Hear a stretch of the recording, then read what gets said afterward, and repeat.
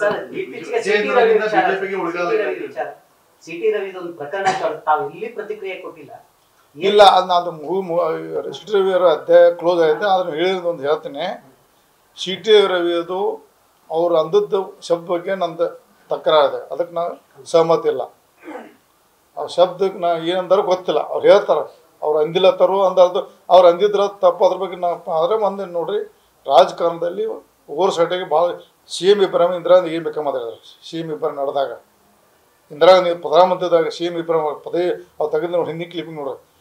ರಾಜಕಾರಣದಲ್ಲಿ over side ಮಾತಾಡೋದು ದೊಡ್ಡ ವಿಷಯ ಅಲ್ಲ, ದೊಡ್ಡದು ಮಾಡಬಾರ್ದು, ಅದು ಮುಗಿಸ್ಬೇಕಷ್ಟೆ.